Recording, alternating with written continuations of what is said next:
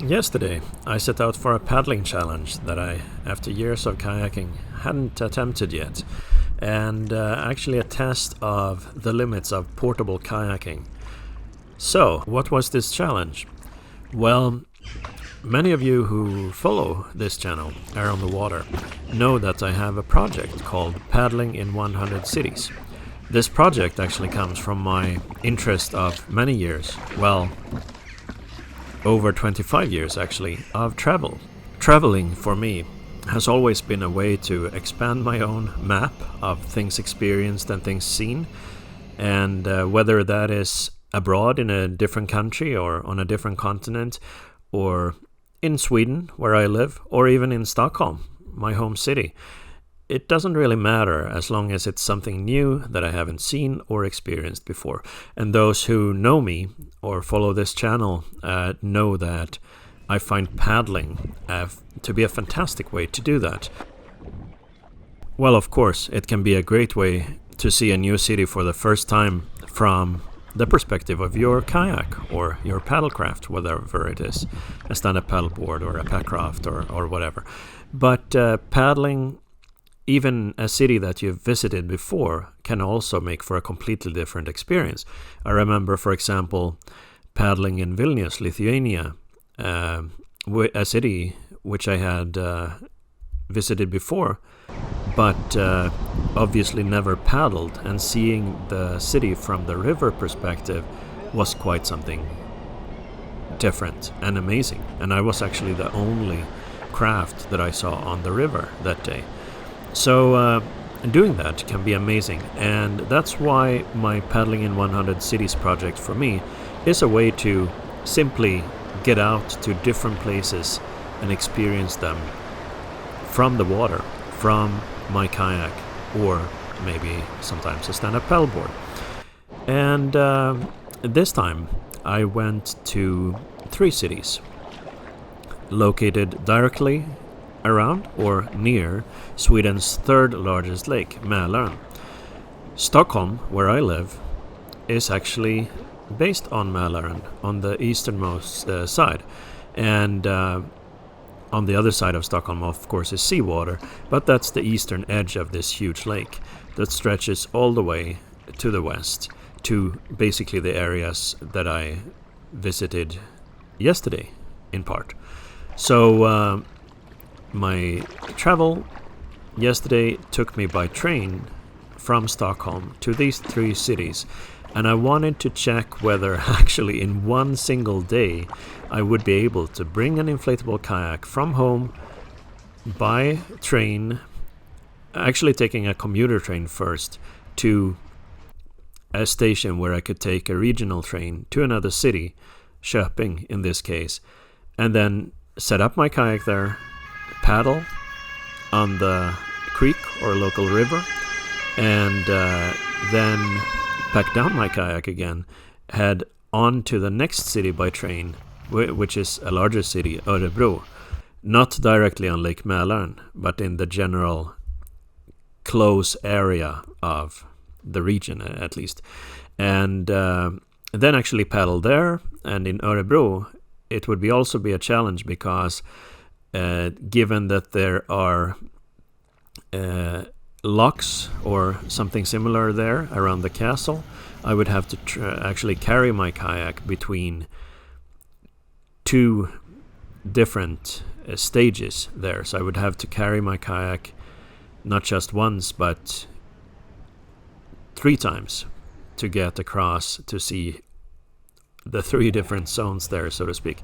And then I would have to pack down my kayak again, catch the next train, go to the 3rd city, which is Strängnäs on Lake Mälaren, pack up my kayak again, paddle there in time to pack down my kayak and catch the last train before heading back towards Stockholm.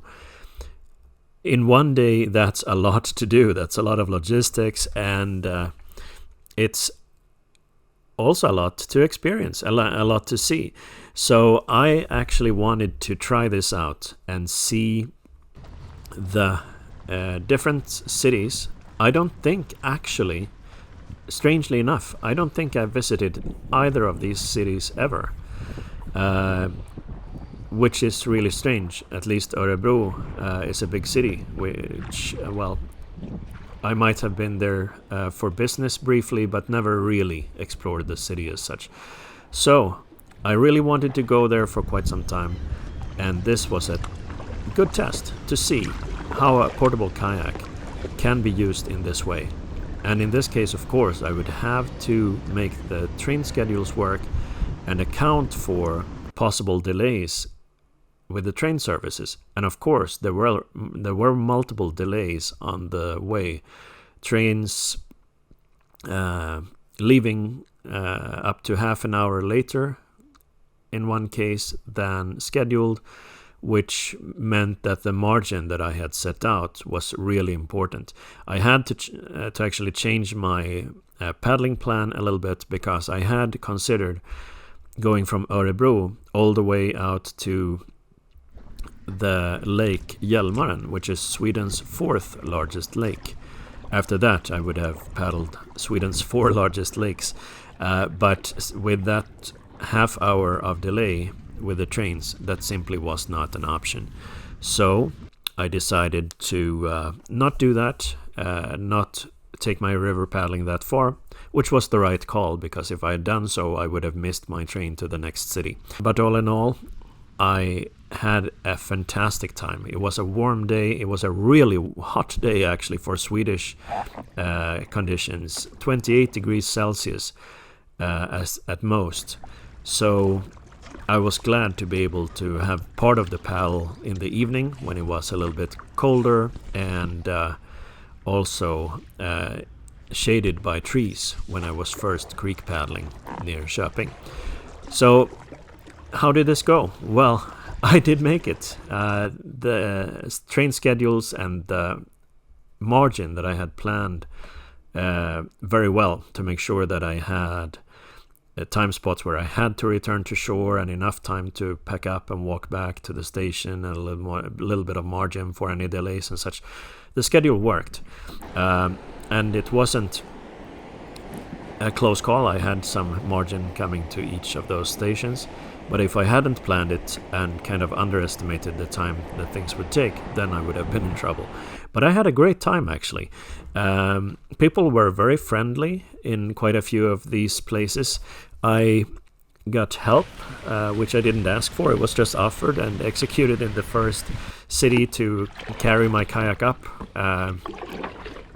some stairs, basically, when I first arrived on shore after my first paddle. I had a great lunch at a Greek restaurant just next to the river or creek there, which was a fantastic way to kick off the day, just enjoying the warm air under some shade, having some great food and collecting energy before heading to the main challenge of the day, which was Örebro. And Örebro Castle was something that I had really wanted to visit and paddle for a long time. And I got quite a few questions there as well. I mean, in Köping, one gentleman who was a frequent paddler of canoes, really, was really interesting in the concept of inflatable kayaks, and he had been considering that for a while. So he interviewed me for maybe 10-15 minutes, and we had a great conversation. And that was a well-invested part of my time schedule before heading to the train. We had a really great conversation, and I much appreciated that. When I got to Örebro, I had another maybe 10-minute conversation with a security official who was really curious about the concept as well, and really friendly, and actually had paddled, but had lived in Stockholm, and had actually observed our Nightlight kayak parade, which takes place in the winter, in December, heading to City Hall. So that's at night and in winter conditions, with up to 100 kayaks with lights paddling to the City Hall. With light decorations, those kayaks are extremely visible, and she had actually observed that from a hill, a small, high clifftop position, a vantage point on the other side of Riddarfjärden to actually look down on this and see the parade kind of coming from above. I've never considered that would be an interesting perspective. So that was interesting. And I had an English-speaking gentleman who was paddling stand-up paddle boards also stopped me for a while, and as I was carrying my kayak past him, he wanted to know about this because he thought it was fascinating that, you know, you would be city paddling like this. Other people were really reacting to me paddling around the castle, like, oh, wow, I didn't know this would be possible, and that looks pretty cool. I had some ladies being very interested in the concept and really, you know, asking very interested questions about the whole setup concept and whatever. And we had some great conversations in these cities, and that's part of what makes the paddling experience interesting as well. Not only paddlers, but interacting with people. You often get a lot of questions about this kind of kayaking and such and such. And you know, having good interactions and conversations, that's a way to bring a bit of joy into the world. And those were some good meetings. I was uplifted by the positivity that I was met with on this trip. And of course, these places were quite awesome. In this video you'll have seen some strange things that I saw while paddling there. But of course there were these special spots like this area, which is kind of a trip back in time, a historic village, if you will, in Örebro, and then the castle, of course, being a main highlight, and the obligatory ice cream, of course, where I texted some friends that I observed something while paddling. I observed something on land. I had to stop and make an emergency stop to intervene, and of course that intervention was, you know, the fact that there was a sign there for ice cream, so that's an obligatory stop. I climbed up some quite steep ground to get to that ice cream, and it was absolutely worth it. All in all, heading to Strängnäs as well, a major city on Mälaren with some significant ships there having docked. That was also interesting and a nice way to close the day. So I had never before actually managed to paddle in 3 different cities with significant travel between them in one day. I had traveled before between 3 cities like Eskilstuna, Arboga and Köping, but I hadn't paddled in all 3 days, or all 3 places during the same day. And I had also paddled with a friend, Don Erik, in 3 places in one day with car transport in between. But those were not really 3 cities technically, rather 2 if you count it. So yeah, this was an interesting experiment, and I got to see a lot of interesting stuff. I had a lot of fun on the water, and I took it easy on myself while paddling in order not to become completely exhausted with all the heat and whatnot, and that was a good choice. I had to hydrate like crazy and really make sure I drank a lot of water and used my sunscreen and such. It worked out nicely. I can certainly feel this in my body today after all that paddling and carrying and travel and such. But let me tell you, I slept well that night. I got back just before midnight, very happy about these experiences, and now I am at 40% in my paddling in 100 cities project, after of course paddling in 100 cities or towns. And that project continues. Every time you go to a new place like this, it's amazing to see the city from the water and see new perspectives. And I will continue doing that and share that with you as it happens. And I still have some previous adventures that I haven't shared yet, like a lot of footage from, say, Lithuania or Latvia, or some from Finland,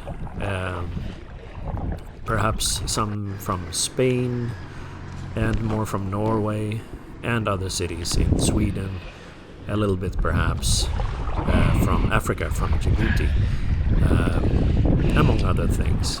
Those are videos that also will be coming up here on the channel. So thank you very much for watching, and stay tuned. If you want to see more about the traveling project I have, paddling in 100 cities or traveling with a kayak in general, there's a playlist here on the channel. So just go to playlists or scroll down, sometimes it's on the main screen as well, and look for the traveling and paddling playlist, and you'll see a lot of clips about kayak travel. If you are a kayak traveler as well and visit different locations, let me know in the comments what your experience has been and favorite locations and such. Thank you again for watching, and have great paddles out there. Stay safe. Thank you for watching, and all the best.